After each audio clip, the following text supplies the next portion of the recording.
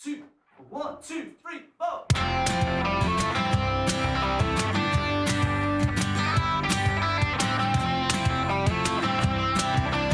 Scientologist. I'd never seen one of their fucking churches before until I was in Australia. Yeah. And I seen one. I've never seen it. It's fucking like an office block. I'm not surprised. But It you was go just into the no, they wouldn't let you inner in. sanctum. They wouldn't let you all in. day. You don't know what it's like inside. They wouldn't let you in. But I'd seen one and I was like, fucking I ain't going in there. And the guy was like, are you? And I was like, no. And he's like, no, wouldn't let me in. Like, wouldn't let me in past the door, like proper security. Like a proper like office sort of glass fronted building. Yeah. Like if you've been to Ballymena gigging before? I can't remember. If I have, it's been so long ago. Well, there was like they used to have this church at. There was a guy that makes the buses for London and Dublin, up beside Ballymena, Right Bus it was called, and they had their own church. It was fucking huge. And it was out the front of the factory, and then he lost the factory, and they've now built another church. And when you're driving out, people see it and they're like, "What the fuck?" Because it looks like a massive cinema theater. You ever see it? No. Green Acres? No. Like you see this and you're going, that's a fucking theater or a big fucking cinema. Huge. Like the one on Lisburn Road and it's got the big rating, the big. Like Majestic. Yeah. This thing's 50 times bigger than that. You're on the motorway and you see this and you're like, what is that? And it's a church. For who? For who? For Green Acres. Yeah, but for what religion? Well, I don't know what they are. I don't know what they are. Have you been in it? Nope, never been in it. Just drove past it, but it's. They never came out. I'd No. be scared if I went in somewhere like that, they would take my bank account details and then they wouldn't because they needed to pay for the fucking building. But it looks like one of them big ones in America. You would say, do you know them big super churches? Yeah. You know, where they're fucking guys up giving it the fucking message at the front. Well, it's probably just a couple of old people sitting down the back. That's what you mostly see in a wee Catholic church. Yeah, you know what I mean? well, It's mostly old people. They have to sit down the back reading the newspaper. I'm just amazing that you're a Catholic, Cabin. You mean? I was brought up a Catholic, but like I fucking... Who is? Look, I've left it, so I don't know, but I tell you where I left it behind. Like I used to come up, I used to gig in the Empire in the like 90s. So that's You're not that old, Cabin. I fucking am, and I tell you that's when. You were coming when it wasn't. It was taking your life in your hands to go to comedy. Well, you know, it was like it meant something to people. The whole thing meant something, and they just, like, it's great now, but back then they just wanted a break from it, and they just wanted a fucking laugh. Yeah. And anybody who took the piss out, like, I used to have a gag about, I was saying, look, it doesn't matter whether you're Catholic or whether you're Protestant, but I suggest that you just go a third way, and that everybody should become Satanists. And the best thing about Satanism is nobody reads the paper down the back during the Mass. Or would you, when everybody's up the front sucking the devil's cock? And they love stuff like that because and Paddy Gildea was the MC.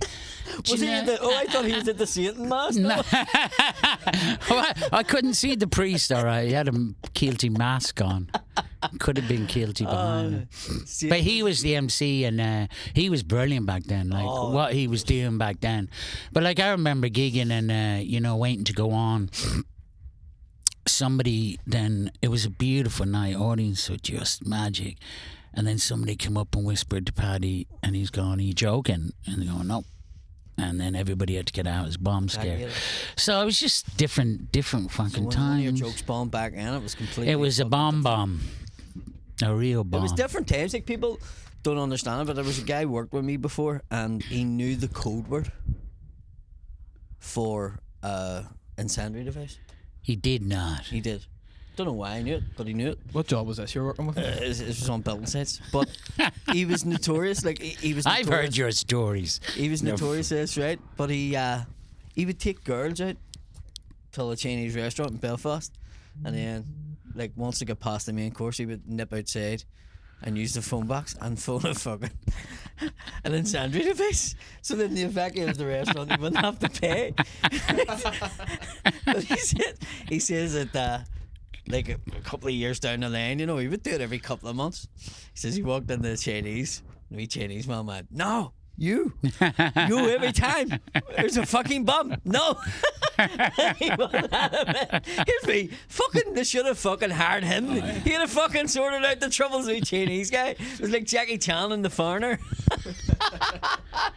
But he caught him on. But he was doing that to get a free fucking date.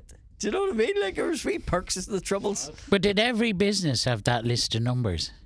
The codes. No. I mean, But I'm saying he's ringing up giving the code. the code word, yeah. So the Chinese guy's got to know the code word. No. He was ringing the cops. Oh, saying... Yeah, Nah. there's a bomb and say and give the street, right? So then the cops and the fire brigade would land and he's sitting there, you know, they're sitting at the table and the next minute evacuation and the Chinese guy's going, no, everybody have to pay. No, it didn't finish my meal. That's what I mean, like he knew the code, so how did he know that? I never really fully asked him that. Yeah. I don't think I would have. No, you didn't After wanna. watching Disney fucking programs about here, I don't think you asked people that knew stuff like that. What did you think of that show? What? What did you think of that show? I thought it was great. Have you seen it? What is it? Say Nothing. The No. Disney thing about here. It was made very well. I think it made it a bit romantic. Oh, was it about the sisters? Yeah. I heard that was really good. It's made really well, and some of the people I know's in it, like some of my good friends. Tony Devlin plays a part in it. Anto Boyd plays the Dark Hues in it, and a few others I know it was in it, and it was just so well made. I think it's the first time they've made something here with actors from here, so the voices aren't fucking Off. yeah. Yeah. You know, like Disney would have made that with fucking Americans. Sorry, it's just funny every time you say Disney made it. Disney. You just imagine about it, like, because like people were like, it's terrible that unicorns and- Disney have made a thing about a mummy down at the start, and I was like, I watched Bambi when I was a kid. Fucking haven't changed much, like. There'll be a new street in Disney World. Well, I used to. This was a joke I had fucking years ago. I haven't used it in a while. But I used to say that, the movies are starting to be made here. And the joke was Disney's making a new movie here. It's called Prod Nosing. And the song goes like this: do you want to build a bonfire? Right, no surrender on the wall. It's coming out on the 12th of July next year. It used to be a joke of mine fucking years ago.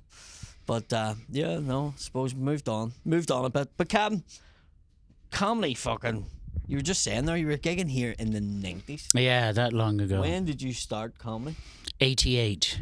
Holy fuck. Holy fuck indeed. You must have been 6 then, were you? No, I was 27. We, You were 27 in 88? No. Fuck off. I know. It's a joke. Is it a joke? What age were you? Were you 18?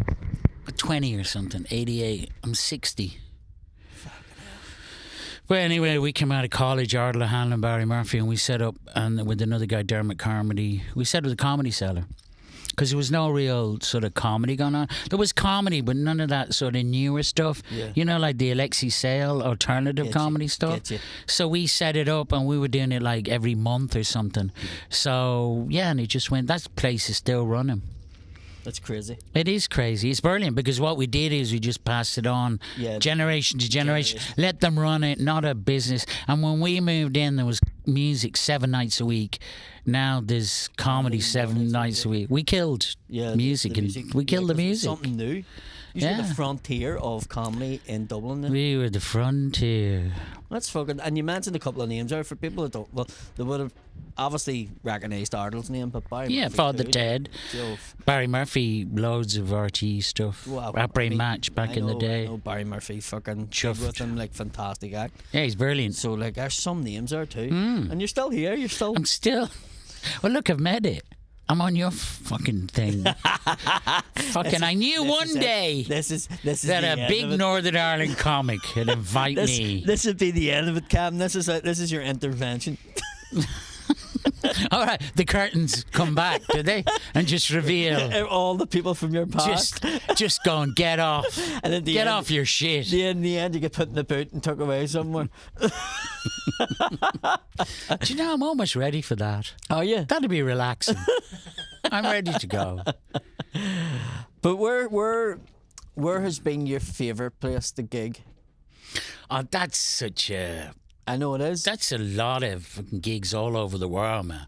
I tell you, in its heyday in the 90s, City Limits in Cork was one of the best clubs in Ireland or England. See, I love hearing that. It was That's why I asked like- Gavin that question. It was amazing, man, amazing. And I used to love, like, this place, the Empire's great. And back then it was really buzzing. Still buzzing. Yeah. Well, I think they are claiming that they're the longest running comedy night in here. Are they? How long are they? 30, I think 30 odd years. We're 80. If you were 88. But is it the same night? Is that maybe what the hobbies on, like a technical They thing? beat where us by one night because we were on Wednesdays. That was close. Yeah. Are they? Maybe. I don't know. Yeah. But I don't think so. There you go. Disputed. There's always a We dispute. used to gig in the Delacroix as well. Is Yeah, that in still Derry. going? Is it? Yeah.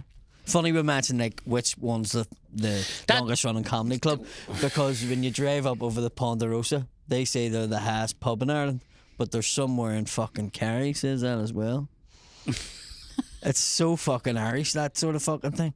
And then inside the Ponderosa goes, not only are we the highest pub in Ireland, we're the highest, this is the highest TV shelf. And there used to be a TV shelf in the corner. Like, it was the fucking running joke. That's in Derry. That's on your way to Derry, County Derry. All but right, it's, okay. it's the big road that you go up. Because the Delacroix was a great place, but it was... There Done was, here Tuesday and you done there Wednesday. Yeah, and there was a lot of... but there was fucking... You didn't know who was in there.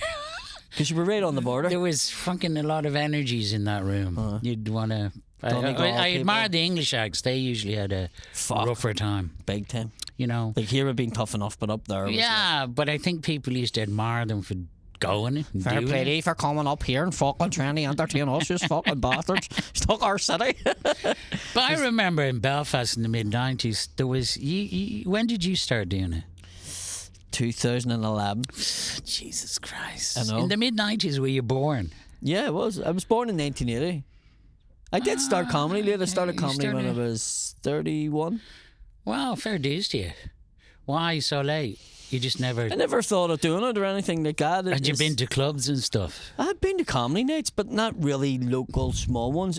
Possibly just the Fela. I've done Runner a couple of times at the Fela. Oh, the Fela. comedy I nights. gigged in them, but it's so long ago. I love... Is the Fela still going? Still going, yeah. The Fela was great, and they were so lovely because particularly back in the day, they obviously wanted to represent the positive side because there was so much shit going on, Yeah. and it was so lovely. The only thing I always remember is all the doormen had this stare, this 1,000-mile stare. And just, how are you? You didn't really, Yeah. just I've leave some- them alone. I've some stories to tell about the fucking doorman. The Fela, Yeah, like, I bet you do. do you remember Danny Dowling? I love Danny. Yeah, he's Danny mental. was fucking nuts, right? So Danny used to do this bit where I gig with him in Newry and then I gig with him in Derry, right? And he was from New Zealand. He was just nuts. But he had this bit where he was like, he talked about going to his first GA match in Croke Park, and this guy who was from fucking the arsehole of nowhere in Ireland, and he started eating a block of cheese and a raw onion. And Danny done this thing on stage and would spit the onion and the cheese over the audience and all. It was fucking hilarious, like alternative. But I thought it was hilarious. I mean, he'd be brilliant for the fucking Fela. So I had him and Eric Lawler. Tried to get Jason Bourne, and he was doing the Edinburgh Fringe, couldn't do it.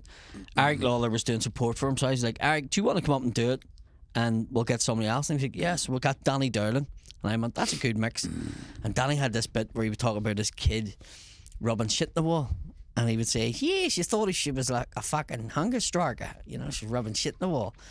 And I said to him, Danny, don't say that bit, because the doorman shirt sales and some of them were hunger strikers. So don't say it. And he was like, yeah, fucking right. I'll leave it at.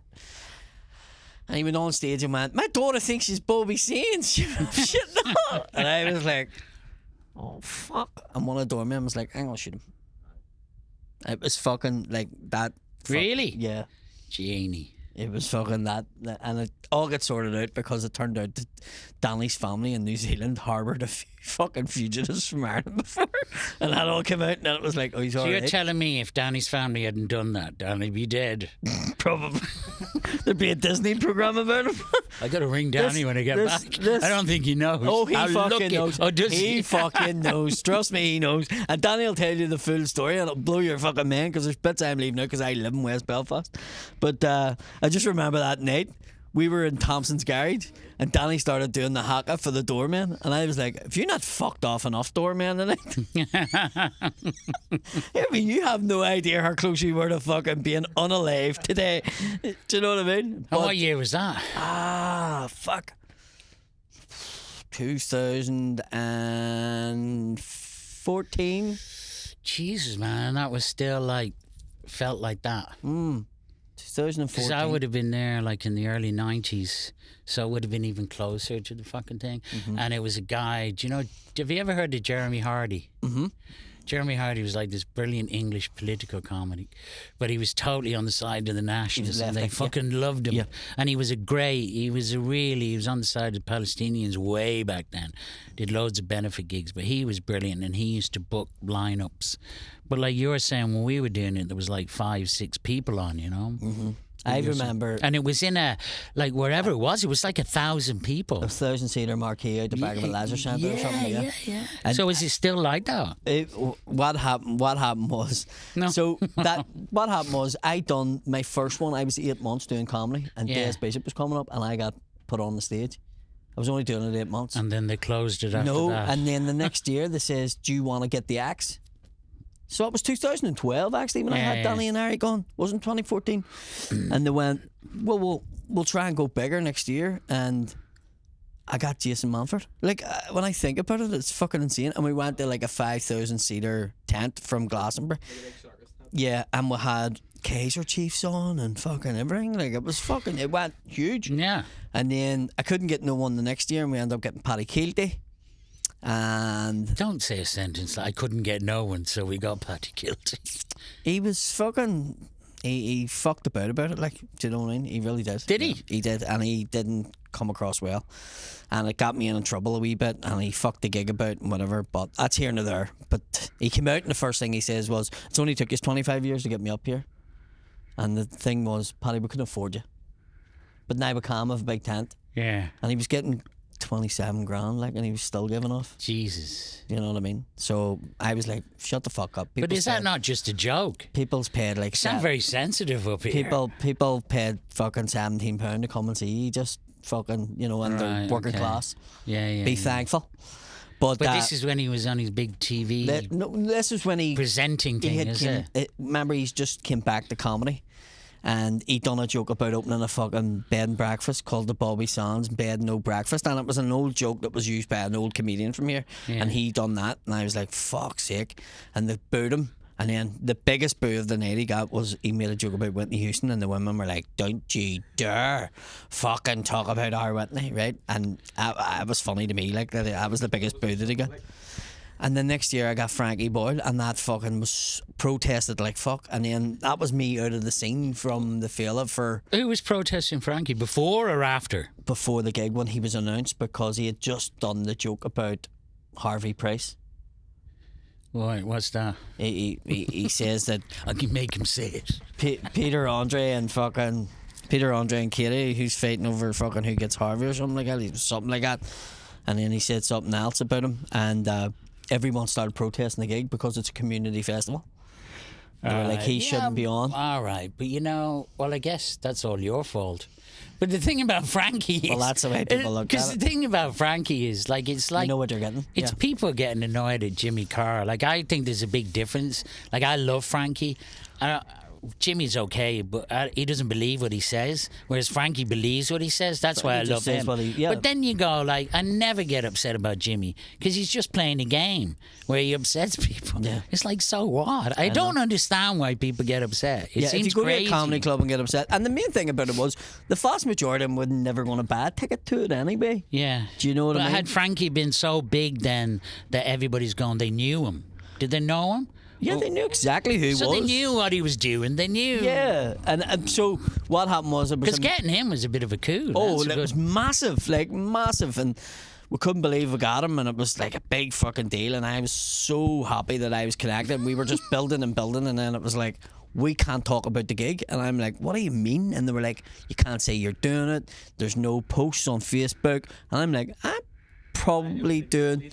Everyone was on Facebook and talking about everything. Debating about it.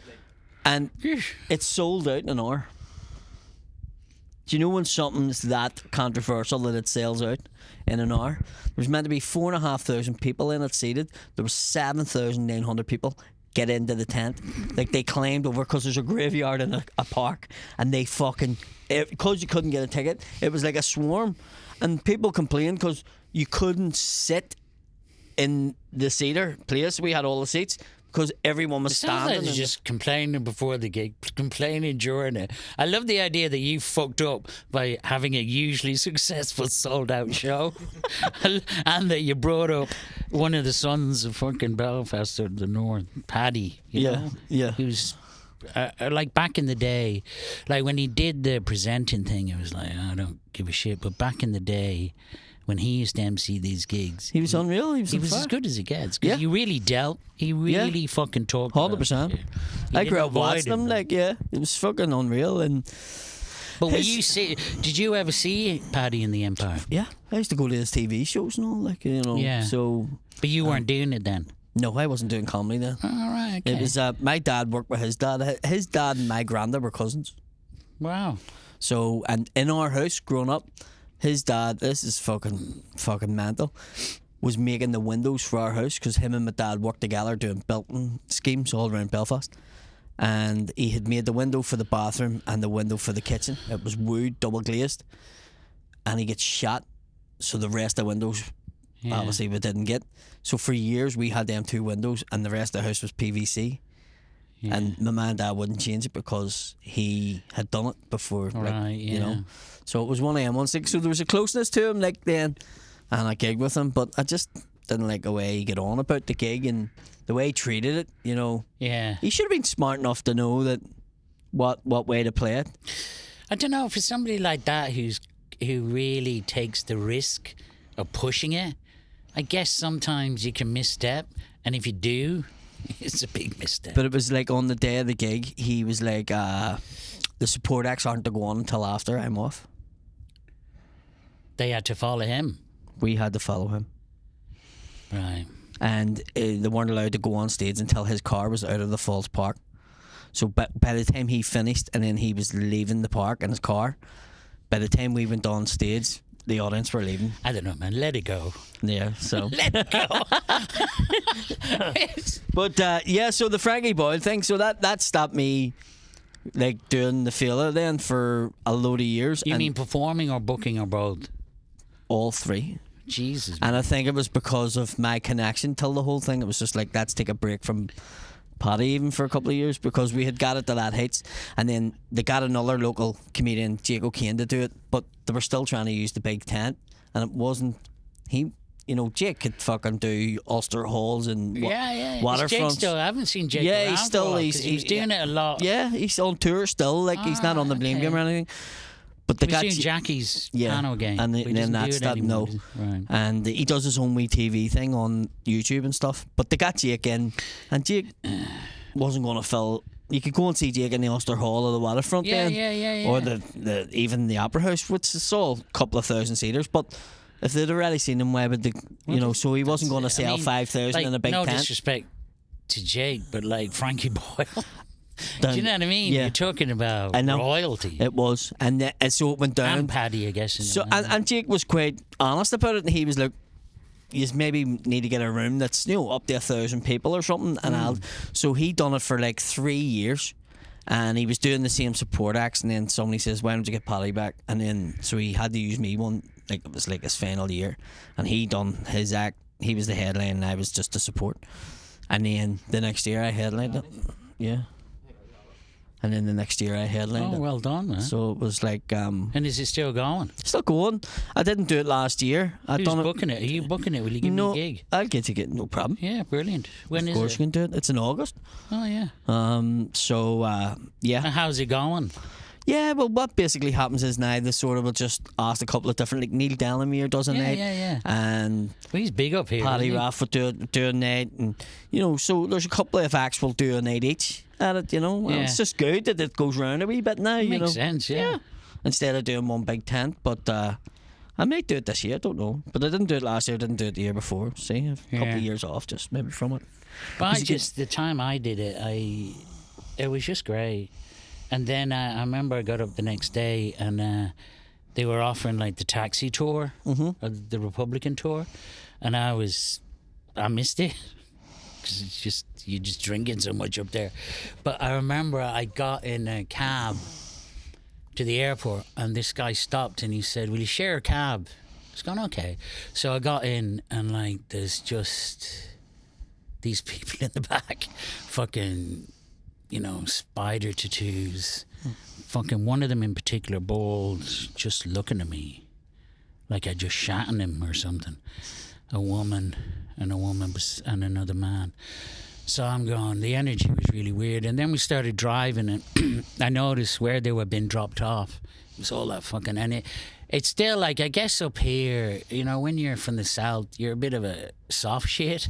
So when you start looking at the curbstones, do you know what I mean? And the flags, and for a southern person, I find it quite really threatening. Of course. And but they start talking about the guy saying, where are you from? And you say, no, you wouldn't want to play in there. And they started laughing because it was a pub where some court guy went in with his rucksack and got his throat slit out the back because he had he had an Irish flag in his thing, which was a stupid thing to do. So there was just this really real tension. Like I really felt threatened for a couple of minutes, and they're going, where are you from? And I was going, I was born in England. Were you really? Because I was, yeah. So I fucking pulled that right out. Yeah. Because, I was in England. I left when I was 6. So I moved back because parents Sligo and Mayo. So I grew up in Sligo. Oh, right, okay. But the first 6 years, I loved it. He leaned back a bit when I said that, didn't he? So the first 6 years, and when I came, it was funny that's why, I don't know if you notice it, but my accent is a bit fucked up. Well, Did you notice that? That fucked up, but I couldn't place you. Yes, and I get it. I get people who are going, you English. I've had everything. It's crazy. I've had American, transatlantic, Dutch. So, and then every now and again somebody go Northern England because it was Manchester. And but I didn't fucking want to be Irish. It was so weird. Like my old granddad was in the old IRA. It's like there's a big but my dad particularly, he really liked England because he got a lot of work there, and he liked it. But it took me a while to go, okay, yeah, I want to be Irish, luckily. Like, this is such an embarrassing story. Like, I was fucking, say, 8 years old, going to the dentist, and I'll always remember sitting in the dentist chair trying to be brave, going, I'm a British soldier. Which now just makes me puke. I know. But so what was I saying before that? Well, we were talking, you were in that taxi. Yeah, we were in that taxi, and it was really fucking tense. And then eventually, they got out. But there was a couple of minutes where I really felt threatened. But then what happened was the taxi driver, who was Protestant, he brought me on the alternative tour. Yeah. And he turned out to be, because I thought he was a bollocks, but he turned out to be great because he left Belfast in the Troubles because he just tired of the shit. So he went to England. And then he gave me this brilliant other tour anyway, No, and you get But I do like, if I always came to Belfast, and like even the way they've got that geographical grid thing, is not for like crowd control. Yeah. So, but there's something really cold about that. Yeah. And I always found like when I'd see, I just found like, I watched that documentary about the butcher, Shankill Butchers.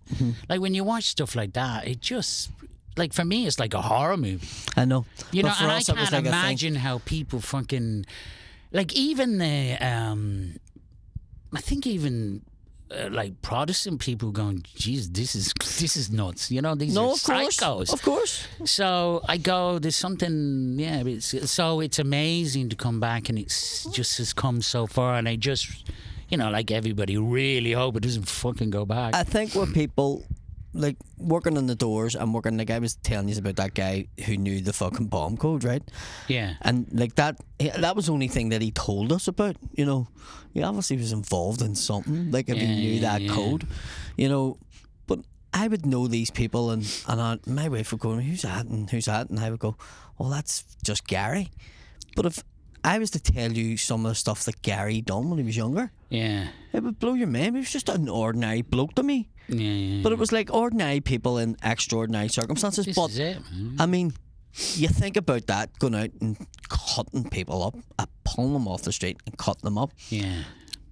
That's not just an ordinary person. Like, there has to be another they were level. psychos. There has to be another level of something. Do you know what I mean? Totally psychos. Even to plant the bomb, knowing that you're going to blow people up, you need to be you need to have a certain thing in you. Do you know what I mean? Like, I would feel bad. I remember driving down the road and this fucking pigeon didn't get out of the fucking road in time, and I drove over the top of it, like full on the wheel, squashed. And for about 3 days, I was fucking felt bad for this fucking pigeon. Well, you should have felt bad longer. But you know what I mean? It's 3 one of them days, months. you psycho, But yeah. no, and my wife's like, it's a fucking pigeon. And I'm going, I know, but it was a wee fucking pigeon. It was I made love its the own idea fucking that you business. had to like follow the pigeon to get him. He wasn't just in front. Finished them off. Fucking, you know. No, but it was, that's what I mean. Like, even that. And to take another person's life, I think, who you don't know, or, you know, you think of circumstances. I would go to myself, what would I do if I caught somebody doing something to one of my kids or something? Would I kill them? Probably in the rage of it. But to just go out and just go, oh, this guy's that fucking Catholic, that's kill him. This guy's a Protestant, that's kill him. To be completely convinced that they're at war. Like, It's like, But I think like it's such a because I've been like really following the fucking Gaza Palestine, the fucking Israel Palestine, which is insane. and there was somebody had a brilliant quote. You know, it's hard to shake hands if somebody's got their fucking foot in your throat. You know, so people get pushed to such a place that I think they have, like, if you look at what was happening around the civil rights marches in '69. I love the way I'm fucking lecturing you about this, but you know what I mean. They were being attacked, and then the Bloody Sunday, and then people went fuck this, and they joined the IRA. Listen, I think and there's Gary- certain situations where people get so pushed that they again, and then what happens, I always think, because the Brits fucking allowed it to fucking happen because they were the ultimate in charge, like Israelis, they're the ones who can fucking change it. And can we They say the didn't. Brits started the whole fucking thing Yeah, of over course. there? And then what happened is when that situation happens, then the fucking psychos rise to the top, and then course. you're in fucking psycho land. Yeah. And No, you I got get it. people who are doing it for right reasons, but the psychos take over. That's You're the right. fucking problem. You're right, and know? it is, and I mean, talk about a rabbit hole with the Palestine stuff. I mean, you just have to watch some of the stuff, and it's just. I've been doing it for the last year plus, and it is the most but the most depressing thing is sharing stuff, and just it's like silence. There's silence around it. Yeah. it's It's- unbelievable. Or look at the BBC, or look at RTE. I've seen you, and I've seen Tag Hickey, and I've seen a few other guys from down south, and it validates it for me because people go, "Oh, you only support that because you're from West Belfast and you come from a Republican family," and I'm like, "No, I'm a faller. I Yeah, literally am a." yeah. And my brother-in-law is married an Israeli woman who had 3 Israeli kids, who 2 of them was in the IDF, and I, know them, like they're basically part of the family. Yeah. And I can't have a conversation with them because they are so blinded by what they believe. I think Christmas dinner in your place is interesting. We've actually never had Christmas dinner because they probably wouldn't eat dinner with you, but it's one of them ones where you're like, you're near enough. Like, it's like a bad word if you say you support Palestine. Because they're like, oh, you support Hamas. No, I don't support Hamas. And I don't support, them abducting people and all. But at the same sense, what's been going on for them is to do that. And that's not justification for it either. But you're sort of like, so when you see other people, and then it started to change. I did notice that it started to change, and people were like, do you know what? No, this is indefensible. This time in Palestine, it's been like, There's genocide, man. Yeah. I mean, it's literally. Nobody can take it away. But the weird thing is, they're going, "Oh, we're going to destroy Hamas. We're going to kill Hamas." Hamas isn't a thing. Like, Hamas is the result of the way these people have been treated. Do you know, so Hamas will go away when you stop trying to destroy them. apartheid. Yeah. Yeah, I mean, it's simple. Well, they did give set up them a Hamas. They did. Well, this is when They you set want them to up. go down a rabbit hole. They did set them up Yeah, to get rid of. Yeah. Yeah, because what previous he ones? wants to Yeah. justify his position is he wants constant war. Yeah. He doesn't want peace. Yeah. You There know, if was you a go lot- back through the history, Yeah. there was never a real peace on offer. No. No, it was always take by force, and they want the land, and that's just it, and they want them to go away. And the problem that they have now is Egypt do have a big fucking wall and don't let nobody get across it, and you know they have nowhere to go. These people, they're fucking trapped. They're like, it's Well, like I saw Turkish a thing that was funny. There was like a clip of Biden saying, and everybody, the Palestinians can go back, the gas can go back to their There's neighborhoods. nothing there. And then below that, there was pictures of this, just nothing. It's a wasteland, and like they're like they can rebuild, and they probably will try and rebuild. They can't get food and fucking supplies in. How are they going to get building materials in? Oh no, but they couldn't get food in because of the Israelis. No, but that's what I'm That's saying. a simple thing. So, but They like could have people's got going, food in. oh, now there's a ceasefire. But how are they going to rebuild when they don't have anything? Well, Like, they don't even have but food. this is the thing. Who's going to pick up the tab? It's fucking the Europeans and the Israelis should be forced to rebuild that whole place. Anyway, it was just the most. I don't know if your podcast should be going on about this, but it was it was one of. I was totally shocked. Here's a genocide. Ooh, let's not talk about that. Yeah. Weirdest fucking time, man. Yeah. Weirdest time. It just shows you who runs things. That like it's. I was on a podcast recently and I said something about Palestine, and both the guys work for BBC and they went, and I'm out, and I was like, it was literally a passing comment, and it was like, I'm out. And I was like, fucking hell. Like it just. They shows said you, what? I'm out. I'm out. Like I don't want to talk about it. Like Who said that? I'm not saying. No. I was on a podcast recently, and both of them are working on the BBC for a long, long time, so it's Right, not too hard to work out.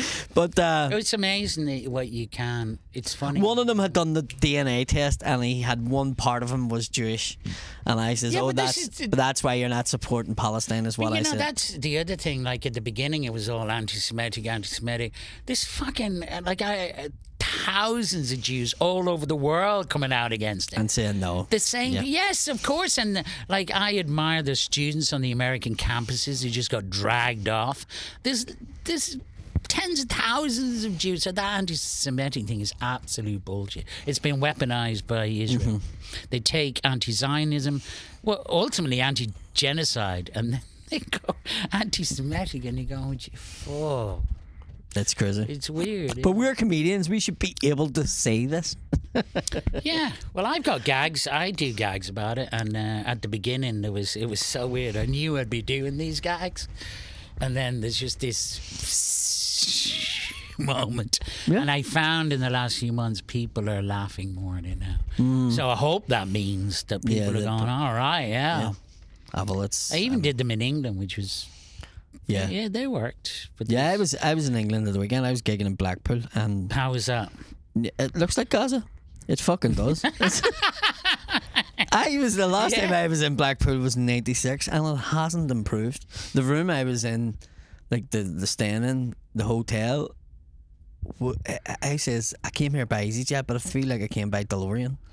By what? DeLorean. It was like I felt like I went back in time. Yeah. Even the town, it was so run down, and everything was boarded up. Blackpool, like I remember, like back in the day, Blackpool was like Vegas or something. Yeah. Blackpool lights. When I was there in '96, like there was still, sort of like a lot of big acts playing it and stuff.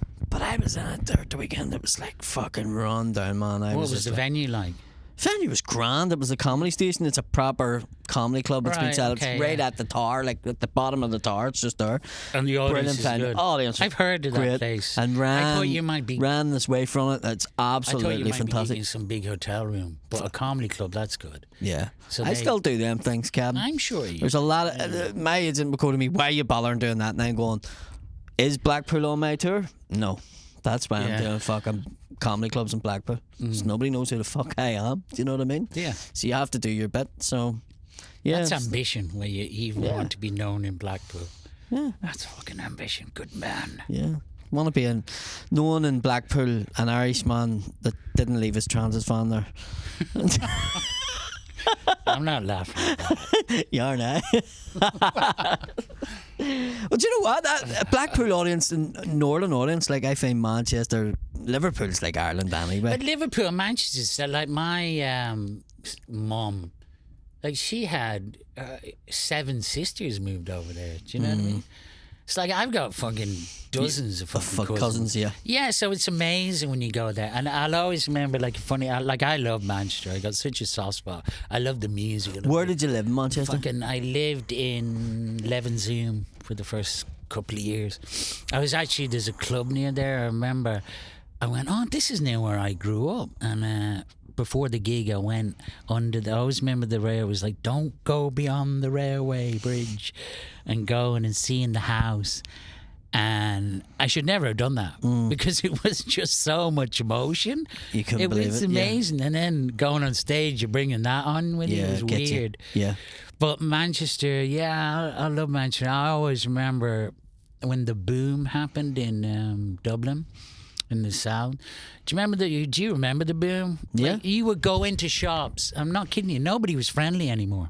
It's true. They just go, what do you want? Give me your money. Yeah. And I remember, because my mum lives in like Reddish, which is, it's a working class area, but you go to the shops there during that boom, and the people used to be going, all right, love. What do you want, love? Just lovely, friendly. Because everybody had money, yeah. Yeah, in Manchester. Yeah, in Manchester. Yeah. Whereas here, it was like, don't care. And then luckily the bus came and everybody became friendly again. Yeah. It's great. It's mad that Ireland went through that, wasn't it? We were pricks like when we had money, weren't we? Totally. But you know what I think? It's like, because, like, I don't know. I think it's weird because we were colonized. Like, I think there's something in our DNA. Like, they have a thing where that type of thing can be passed on through your DNA. Oh, trauma, yeah, of course. Like colonialism. See and all I think, that? Yeah. like, I remember, because I think you forget this. I remember this amazing documentary it was about Michael Collins. And one of the I forget his name, his great lieutenants, he said, he got really emotional. He said, I would have followed that guy.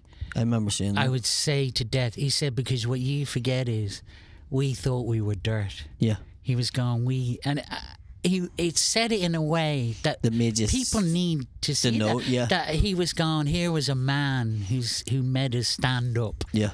And it was the most, because people forget that, Yeah. No, listen, it's hard for people to describe. I talked about it before, but like during the Troubles, when we went across the border, you sort of took a deep breath and you went, because up here, you constantly were told you weren't what you were. Yeah. Do you get what I mean? Yeah. Like a strange thing you said about that being a British soldier and being in the dentistry.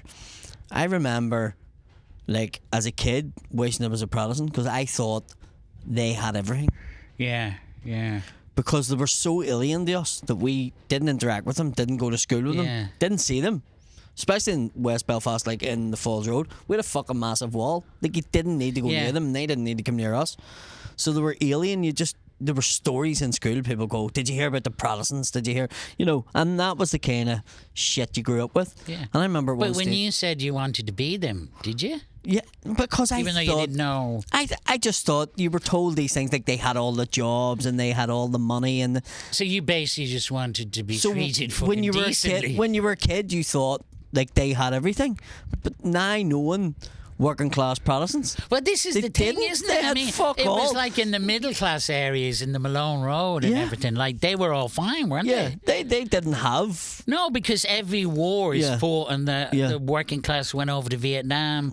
All the wars are fought. But working class, but the only difference was, like, yes, maybe they had more opportunities in terms of the shipyard and stuff like that, but it was the fucking lowest of the low jobs. Like, like they weren't any better off than what we were. Yeah. In our areas, so they were as poor as fucking us. But that wall's still there, It's isn't still there, yeah, and still separate, but there's a lot more cross-community stuff and doing things across. It's not 100% right.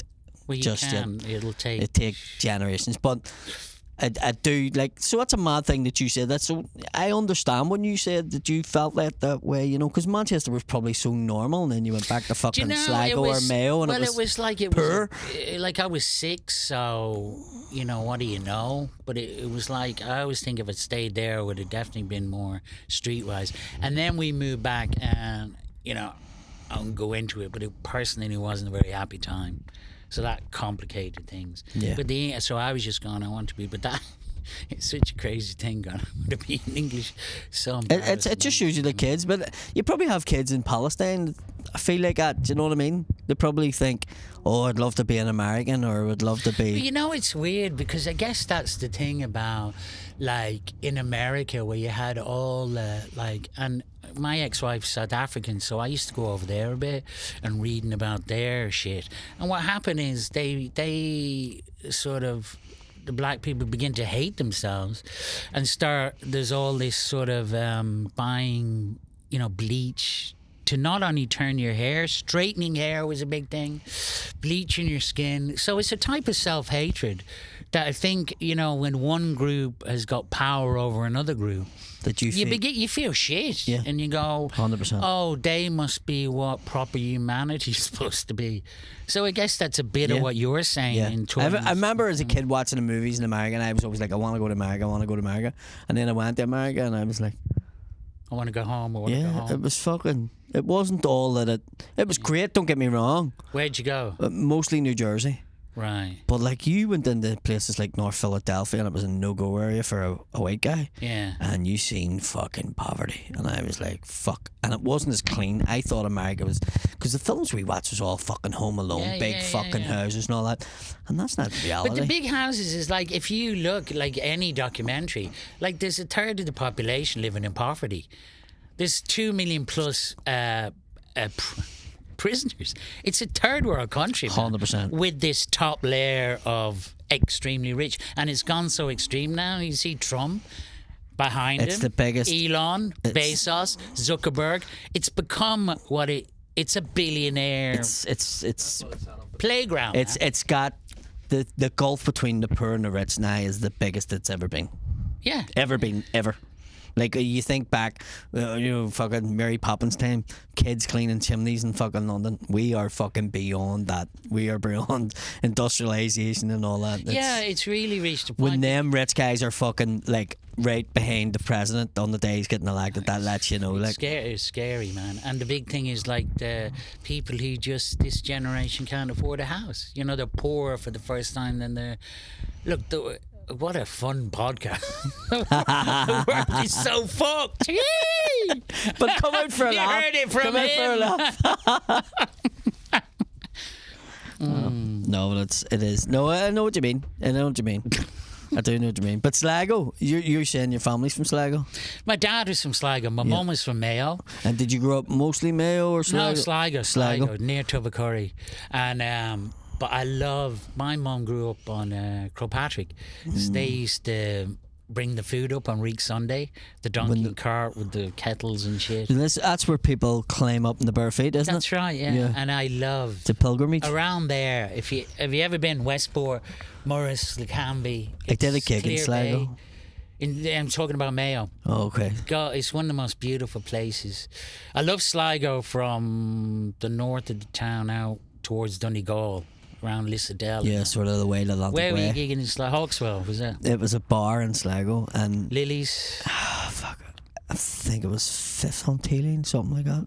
What? Fifth on Teeling or something like that. No, am I getting that wrong? Making shit up. Fifth on Teeling. I don't even know. Fifth on Teeling. It may not have The been. Lord it of may, Sligo. It may not have been the name of it. It was just a bar anyway. And what the guy was doing was he was putting like an act on once a month, and it was just one act. So when was like this? Calmer, this is back 2013, 2014, so something like no that. MC or anything. Nothing. It was just your name was on a chalkboard, and fucking the guy had the room up the stairs, and you could get 50 people in, All right. And Eric Lawler got me it, and he was like, "Look, Colin Murphy's been down, blah blah blah. Do you want to go down, do it, and see what you get?" And I was like, "Yeah." So I goes in anyway, and the barman was like, "There's only one person up the stairs," and I was like, "Fuck's sake!" And he's like, "But they want to see you." And he came in and says, "Is Paddy McDonald playing?" And he was like, "Yeah." And he's like, "Right, okay." And he says, "But you might want to go up and have a look at him." And I was like, "Why would I want to have a look at him?" And I went up, and the guy was in full fishing gear. What? It was Neptune, was it? And had a fishing rod. And Did he have a trident? No, he had a full waders, not like a full. And he had a fishing rod. And I was like, what the fuck? So I walked up and I was like, "So you're here to see Paddy?" And he was like, "Yes." And I was like, "Okay, well, you're the only person here for it." And he was like, "But he's still coming, isn't he?" And I'm like, "How much of this guy does he?" And I was like, "No, I'm Paddy." And he went, You're not. You're not Paddy. I was like, what do you mean I'm not Paddy? I am Paddy. Like, and he was like, you're not Paddy McDonnell. And I was like, I am. And he was like, Patrick McDonald. no, it wasn't. Was that who he was looking for? No. Oh, McLove from Father Ted. One of the most famous fishermen comes from that part of the country, and it's called Paddy McDonnell. Like this guy, they fly in and he takes people out, groups, has written books, whatever.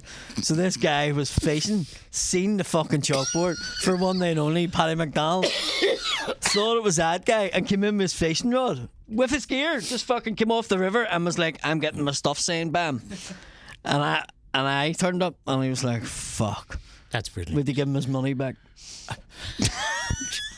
That is But I brilliant. signed his fishing rod. So you didn't do the show? No, fuck you, sure. Because on that, I did a show once to one man Yeah. in Edinburgh Comedy Festival one night. And see if that was now, social media, you'd be fucking famous. But some guy actually did. Robin Granger. Yeah, he did that. And there's a girl does it every year. Does At the what? start of the festival, says only one person came in, cries, and then fucking she tried to do it 2 years in a row. Right. And people were like, nah, you tried that last year and you got away. Yeah. Well, this is before social media, and it actually happened. And it's, when was it? Maybe 2008 or before that. But I remember talking to him. You know, I said, look, do you want me to do the show? And he went, went, yes. okay, because I need him to be enthusiastic. So he said, okay, and then he turned out to be such a brilliant audience. He was fantastic. So you capped him. I kept him, and I did under an the hour, stairs. and he was fucking great. And then I did material about. I used to have material about it, but it's so long ago. I was going like did a gig to one man. Imagine this, you and me, nobody else here. Imagine the pressure we're both under. I'm thinking I can't afford to lose this guy. If I lose this guy, I've lost the whole fucking room. Yeah. Imagine That if he was needed to go to the toilet halfway through the show. Somebody told me a story, and I don't know if it's true, that they thought they were doing a gig to one person, and then the lights went up, and it was a coat on the back of a chair. I've heard that story. Have you? Is that I don't know. apocryphal? I don't know Oh, if let's it's. believe it. It's great. It's great. It's like isn't it? Santa. It's one of them ones. Yeah. Just we'll leave that there. That's folklore. What are we on there? 50. Fuck me. Didn't even see that time get in, cab. That's how you know it was a good That's podcast, politics, man. isn't it? So you're running for president of Ireland is the next thing. Yeah, me. It's me up against Tommy Tiernan. I saw a Would thing- you run for it? I wouldn't run. I can't get people in to see me shows. I That's saw pretty it. much it. Politicians. Oh well, politicians, president. I don't think We have a comedian who's the fucking president of fucking Ukraine. that's true. But I think I love our president. Michael D. Yeah, I just think he's like a little leprechaun with real values and principles, and he's a poet. I Yeah. mean, he's the perfect fucking. He really is. I think he's one. I love that he has dogs that are bigger than him. It's so fucking Lord of the Rings, like, isn't it? It's just like, But he's one generation away from leprechauns. Yeah. He's so Irish. I love him. Yeah. And yeah, I love that when the doors close, he just climbs up on his dogs and rides around. like Labyrinth. Yeah. David Bowie standing with two fucking glass balls.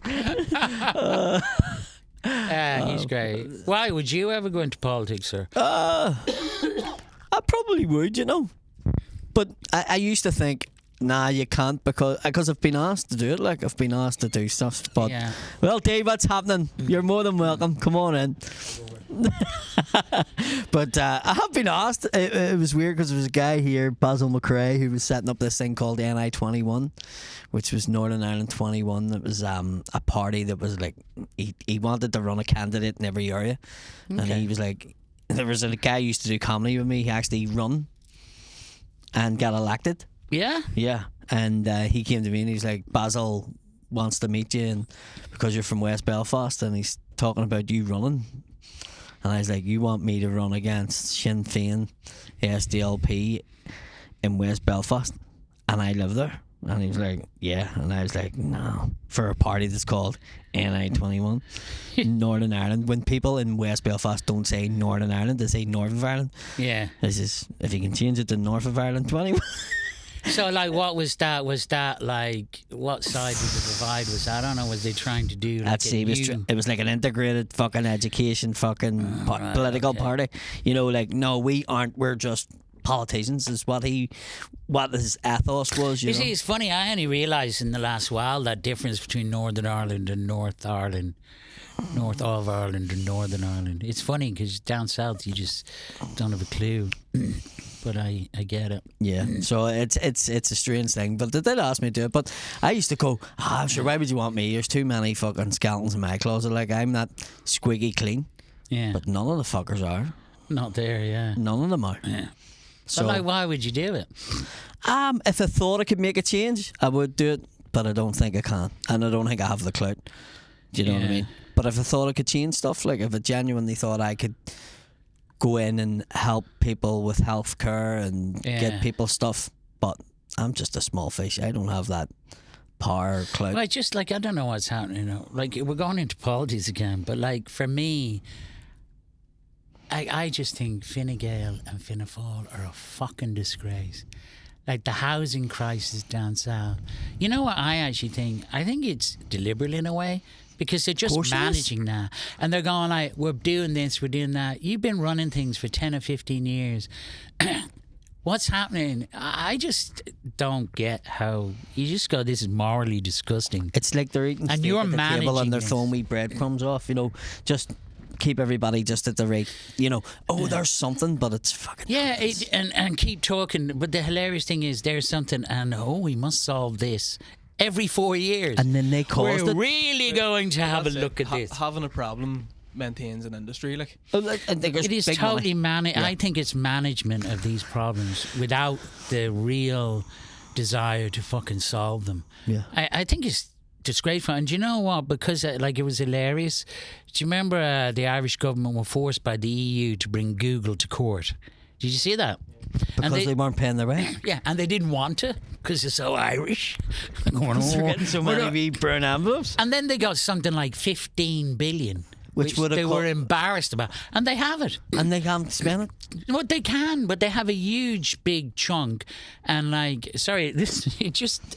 You know, there's these kids who are growing up with this fucking spinal thing where if they don't get operations when they're young, they just go like that. And I'm going, how can you sit on this when and that's look at that? Yeah. I just don't...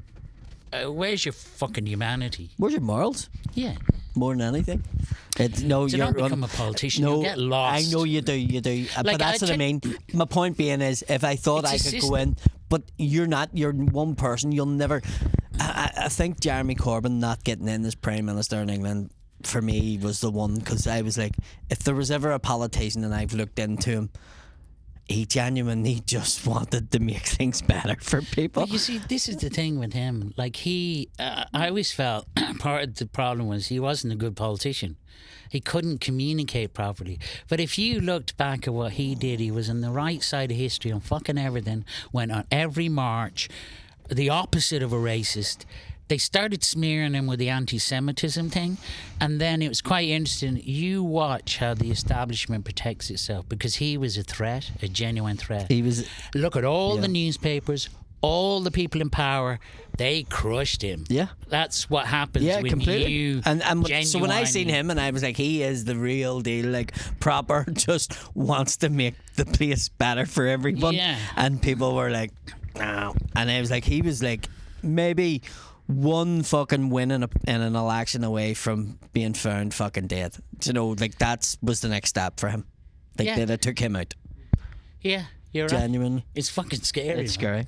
But anyway, thanks for doing the Mudblood podcast. A good show tonight. Yeah, me and Kevin's on in the Empire. Comedy. We should just set up a political party.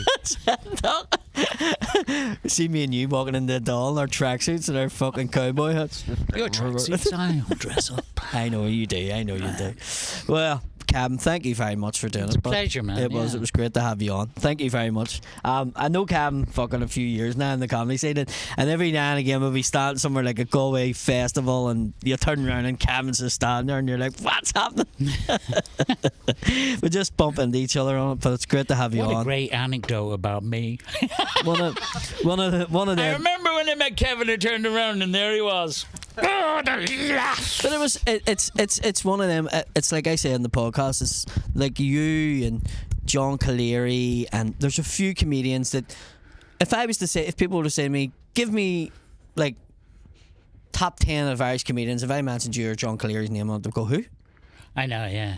I think John's actually he's building it up. Yeah, but I mean, Yeah, he's how sort of many years have you been doing it? Like, you know, Look, you're I've like the been Christy, doing it. you're like the Christy Moores of the comedy scene, and I go, what do you mean you don't know these people? I'm like Christy Moore's brother. What was his name? No. He was a really good musician, but he just never broke like Christy. There's always them stories of a good footballer, and his brother was always better, or a snooker player. His brother was better than him, but he just never made it. This is it, you know. Well, you're still making a living at it, Kevin. Thank So you. To me, you made it. So Thanks, man. And you're 100%. going to get me some gigs. Yeah. Thanks, man. Thank you, folks, for checking us out. Have you anything to plug, Kevin? Anything coming up, or I'm doing the Empire he's tonight. doing the Empire tonight? This goes out on Friday. So I you've tell missed you what him. I'm doing an interesting thing. It's called 24-hour plays. And it's in the Abbey Theatre. Mm-hmm. And it's Fishamble.